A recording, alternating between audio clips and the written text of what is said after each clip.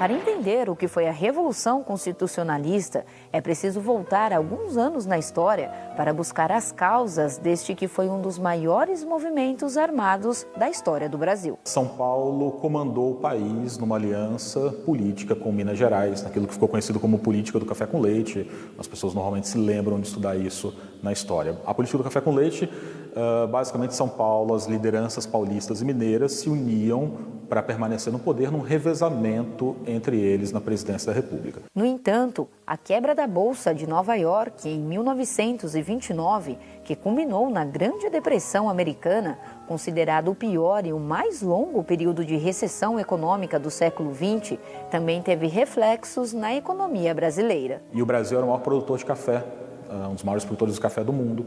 O Brasil tem as suas exportações muito afetadas e isso acaba atingindo, então, a política nacional. É o momento que nós estamos chegando à eleição de 1930, eleição presidencial de 1930. São Paulo estava no poder e, no acordo político com Minas Gerais, São Paulo deveria passar o bastão para Minas Gerais. E São Paulo, então, decide tentar permanecer no cargo, lançando o candidato à presidência, chamado Júlio Prestes, que acaba vencendo as eleições. Minas Gerais, por outro lado, se junta ao Rio Grande do Sul, a Paraíba, de João Pessoa, e forma um grupo chamado Aliança Liberal, que disputou com São Paulo essas eleições. A Aliança Liberal perde com Getúlio Vargas, e Getúlio Vargas, então, resolve partir para um golpe de Estado. E através desse golpe de Estado, que ficou conhecido na história como Golpe de 30 ou Revolução de 30, Getúlio Vargas assume o poder. O novo presidente fechou o Congresso Nacional, anulou a Constituição de 1891, depôs governadores de diversos estados e nomeou interventores escolhidos por ele, desagradando assim as lideranças paulistas. Então São Paulo chama claramente Vargas de um ditador naquele momento e passa a lutar contra o governo de Vargas. Essa luta começa com vários comícios nas grandes cidades, em São Paulo principalmente, tem comícios enormes contra o governo do Vargas.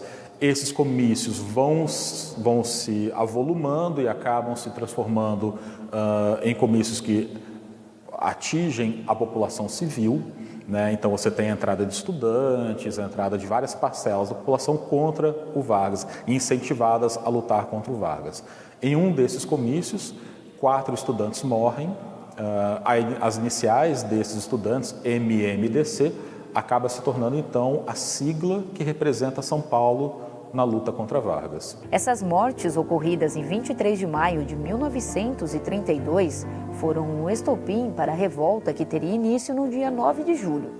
Com a ajuda dos meios de comunicação em massa, o movimento ganhou apoio popular e mobilizou 35 mil homens pelo lado dos paulistas contra 100 mil soldados do governo Vargas. Os líderes do movimento paulista, eles vão inflamar a população civil, martirizando, né, esses 4 estudantes, né, como símbolos da luta paulista, e começa a haver então toda uma movimentação para chamar a população civil paulista a se juntar de que forma fosse. Os confrontos contra os soldados de Vargas duraram 3 meses. Em 2 de outubro de 1932, as forças paulistas se entregaram ao líder da ofensiva federal. Ao final, foram registradas entre 600 e 800 mortes, número superior às baixas brasileiras durante a Segunda Guerra Mundial. São Paulo perde o conflito, mas logo depois, aquilo que era o grande objetivo de São Paulo, que era a criação de uma Constituição, foi criado por Vargas, que é a famosa Constituição de 34, criador de direitos trabalhistas no Brasil, de voto feminino, super importante para a nossa história. O professor destaca que, apesar de alguns intelectuais da época pedirem a separação de São Paulo, essa solicitação não foi defendida pelos líderes paulistas. Na verdade, se você pegar as imagens, você vai ver sempre São Paulo unida ao Brasil e nunca contra. Então é importante que as pessoas percebam que a interpretação histórica muda. Durante um certo tempo se falou nessa possibilidade de São Paulo querer se separar do Brasil e hoje os historiadores claramente existe uma outra interpretação. A ideia era principalmente a volta da autonomia paulista e restabelecer uma Constituição para o país. Há várias referências culturais em todo o estado de São Paulo ligadas a esse fato histórico, como, por exemplo, as avenidas 9 de Julho e 23 de Maio, que cortam a capital paulista de norte a sul.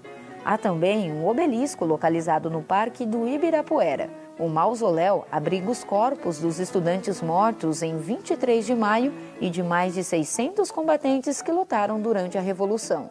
É o maior monumento da cidade de São Paulo, com 72 metros de altura.